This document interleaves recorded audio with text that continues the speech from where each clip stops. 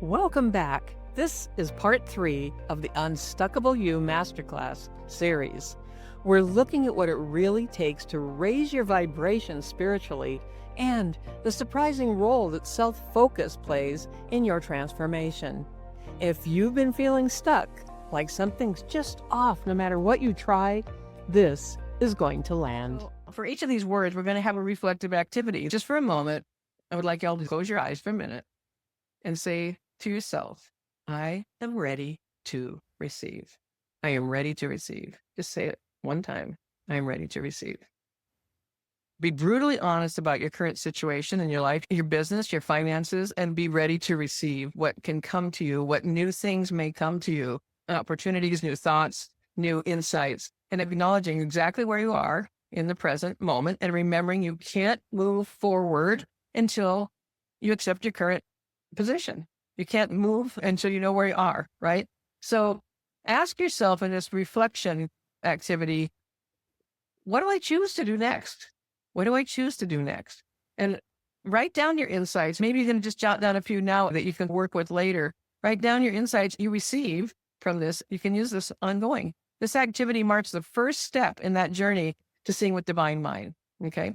And your next step is really just embracing the mystery, awareness and acknowledgement. So being aware is the first one. As a business explorer on a path of life, you're not just aimlessly wandering. Your journey is intentional. It's guided by a purpose, a divine assignment that's unique to you. And it's about recognizing your unique door, the portal to this progress. And it may look different from other people. Its shape, its color, whatever visual you give it, but it's yours. And it leads to that abundant business success that awaits you. It's the first key to the journey's awareness, noticing. Notice, I'm going to say that over and over again. Really notice what you're thinking, what kind of words you're using. What do you commonly say? Oh, I'm never good at this, or I'm always scared, or I never quite get there. These are all super negative messages that we're just embedding. And there's a book actually called this. I didn't know that. I used to say you can't afford the luxury of a negative thought, and I found out there was a book called that, but it's true. The way things will start showing up, watch for signs, okay? Watch for little glimmers. Watch for that little spark. It could be an idea that keeps coming back. It could be a word that keeps coming back. It could be a number you see somewhere that has a significance to you in some way. Opportunities that seem to naturally align, or simply an inner pull. Just that, oh, I can't stop thinking about this. Have you ever had that experience of you wake up at 3 o'clock in the morning and just something you're thinking about? It happens to me more than I would like it to sometimes. And so sometimes when that happens, write down. You might want to keep a notepad close to your bed, even if that happens to you, or in the shower. Oh, come on. Raise your hand if you've had some big idea that came to you while you're taking a shower, right in the middle of washing your hair. Exactly. But there's something about that. I heard that James Cameron, the famous director, Titanic, a lot of other things, I heard that he takes 8 showers a day on an interview. He said he took 8 showers a day, and it wasn't because he's dirty. It's because he also recognized that he got these insights and inspirations when he was in the shower. So there were times he took 8 of them a day. So a little extreme, but okay, do your thing. And then really just embracing this awareness as it comes to you and noticing, just notice, okay? Because sometimes the sign, the clue arrives in a little tiny voice, just a little one. It's not a bolt of lightning from the mountaintop, carving on stone or something. So just notice, okay? The second key is acknowledgement. It's not about just seeing these signs that might appear to you, the glimmers, the glimpses, and the sparks. It's recognizing the door. It's also accepting it and acknowledging. See, I didn't accept for a while. I've already shared with you. I was like, I don't think so. I don't think so. And there's a reason why that happens too. We'll get to that. But acknowledging that your divine assignment means owning it. It means acknowledging your role in shaping it. And your divine assignment is not something that happens to you. It's something that happens through you. There's a difference. One's outside, one's internal. One's outside, one's internal. And so the transformational tip, where you're going to have one of these for each of these words, is that prayerful contemplation or meditation can be a powerful tool for cultivating awareness and fostering acknowledgement. So carve out some time for that every day. 10 minutes, 15 minutes, 5 minutes, whatever you've got, to sit quietly, tune into your thoughts and feelings, listen for those little whispers, those little glimmers that might be taking you towards your divine assignment. So now it's your turn with this. So I want you to just pay attention. Maybe even on this masterclass, there might be some little glimmers for you, a little spark, a little pull. Pay attention to those signs. Acknowledge the hints. Acknowledge the nudges. They're pointing you towards your unique door, that portal that leads to your divine assignment.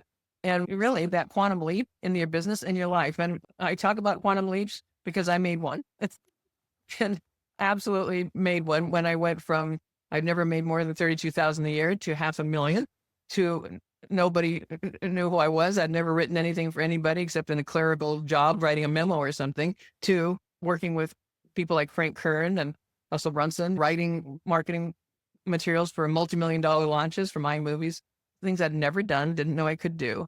And so I love quotes, and Carl Jung's is, until you make the unconscious conscious, it will direct your life and you will call it fate. I love that. Think about that one for a while. So healing, the definition, making sound or whole, once was broken, right? And when I say broken, it's your own concepts. It's really your concepts. It's not that you are broken. It's that you might believe that you have been broken. And so this includes old stories, past relationships, false beliefs, mistakes we've made, particularly in relation to money and self-worth. How many of us have made mistakes about that had money connected to them that we went, oh my gosh, okay, I'm raising both hands on that one. And the scientific principle for this is quantum superposition. Quantum superposition. In quantum physics, superposition refers to the ability of a particle to be in multiple states at once until observed. So there's all kinds of tests where when you're not looking, what's happening over here? But when you look at it, there's something different. Relating this to our lives, we can say we're in a state of superposition with our past stories, our relationships, our beliefs. It's only when we observe and acknowledge them that we transition into a state of healing, because then we can let some of those things go. We let those things go that we don't need to continue to focus on and cogitate on and ruminate on. And so how does this work? So think of a traffic light. In Tucson, there's no fast way across town. So we're always dealing with a whole lot of traffic lights when we drive across town. And so it could be red, it could be green, it could be yellow. When not observed, if we're not looking at it, it's in a state where it could be any of those colors. So similarly, our state of being is not fixed. It's not, okay, that's it. You're dialed in. That's it. Unchangeable. It can change as we observe and alter our perceptions and beliefs. That's exactly how it works. So the science of it is healing is the process of becoming whole, mending what was broken, particularly in our relationship with money and our self-perception, really with ourself, our broken relationships with ourselves. It's about acknowledging and learning from the past mistakes, because we all make them, but breaking away from those. Did it happen to me or for me is one real fast shift you can start making. This thing I think happened to me. What if I started looking at it as, how did this happen for me? What tiny ray of light can I find in this experience?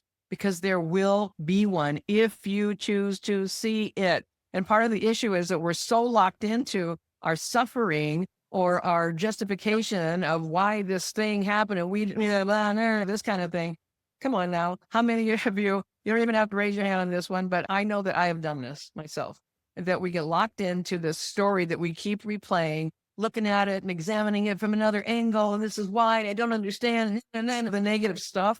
And there's also some kind of weird, almost comfort in this because it's so familiar. It's like that fuzzy blanket that you might keep on a chair in the living room and you wrap it around yourself because it just feels good and it's comfortable. There's actually a weird counterintuitive aspect of enjoyment when we work on that, like the dog with the bone, and we're going to justify.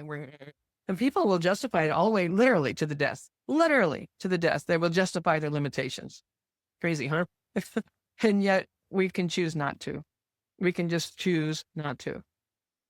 So just like a particle in a state of superposition, it becomes definite when observed, okay? We too become healed when we observe and consciously change our beliefs and our narratives. And it's not just about physical recuperation, like from an illness. It extends to the deepest corners of our psyche. It's about mending the fractures, our concepts, our relationships, the messages we're constantly giving to ourselves, our self-beliefs, particularly those related to money. It's about forgiving ourselves, giving ourselves grace, and finding that spot of light. I've had them, and some of them not so long ago, of investing in something and realizing not the right path.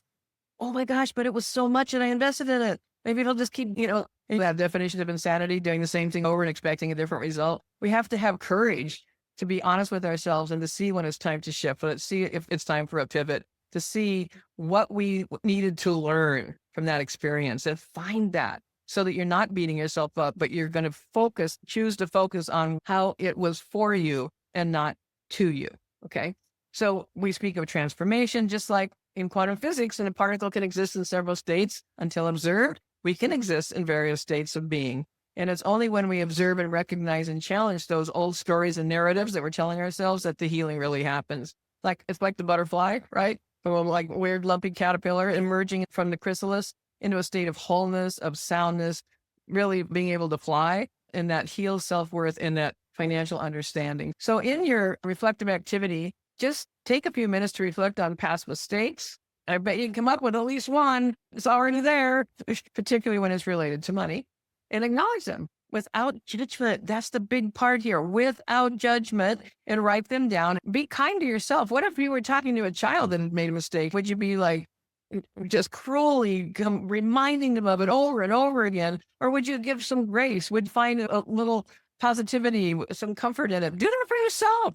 Do this for yourself, for these missteps that we've made, and consciously choose to let go of them, release them. Whatever process you might come up with, maybe you're actually physically going to release something, or burn a piece of paper that you've written the stuff on, whatever it takes, right? And make a commitment to yourself that nothing will stop you from embracing success and healing. So now I want you to be able to, for a moment, just for a moment, close your eyes and just say for yourself, I choose healing. That's it. I choose healing. Look how simple that is to say that to yourself. I choose healing. And even if you don't quite know what the how is of that, just choose to believe that even in this moment, I choose healing. This will help set that healing process in motion. And so when we go then into embracing the healing, releasing the wounds, inviting the wholeness, that's how we start embracing our divine assignment. And often we carry those old wounds, those past hurts, those negative beliefs, all of that keeps you blocked in the same place. There's many of us that have said, I reached this point of revenue and I don't get any further. This far, no further. What's happening there? There's some kind of like invisible barrier. I had plexiglass everywhere during the pandemic, right? It's kind of like you have this giant sheet of plexiglass, or it could just be a freaking old brick wall that is like a barrier between you and your divine path. You're just not going to get there. We have a cardinal, red bird, right? Beautiful red bird. And I did a little video about this because I kept hearing this like banging sound on a window when I'm in my office. And I finally realized it's the cardinal seeing its own reflection in our windows and fighting with itself all day long, right? And it's just an illusion. It's an illusion, a reflection of itself. That just seems like such a huge analogy for me with what we all do. We're fighting with our own reflection of being our belief about ourselves. Just keep hitting that brick wall, keep hitting that, not getting any further, wearing ourselves out, not making any progress whatsoever. Somebody else looking and saying, that doesn't make sense. This beautiful red bird is sitting there fighting with its own reflection. How have you been fighting with yours? How do we all do that? So in the realm of physics, we can draw a parallel with the phenomenon of resonance also. This is where I get into the energy, right? Because resonance occurs when an object vibrates at its natural frequency, resulting in an increase in amplitude and vibrational energy. Tuning forks, right? And sometimes the vibration is so fast, we can't even see it. Have you ever spun a coin or done something with a rubber band where that vibration starts and it looks like a blur? It doesn't even look like the original object because it's going so fast. And that's the vibration. That's the vibration in our lives, only we just don't see it all the time. And so it's a real thing. When you feel happy, that's a higher vibration energy. You feel it energetically in your body. When you feel sad and depressed and tired, you're like this. It's a down energy. You literally feel the difference. It's a real thing. And so think about how you can reach that frequency, amplifying your energy in alignment with your divine assignment. It's by feeling happier. It's by feeling good. If that stirred something in you, good. Because in part 4, we'll go even deeper. We're going to break down the science of returning to your natural state of power and how spiritual principles and subconscious patterns fit together to finally quiet those old negative thought loops. You don't want to miss it.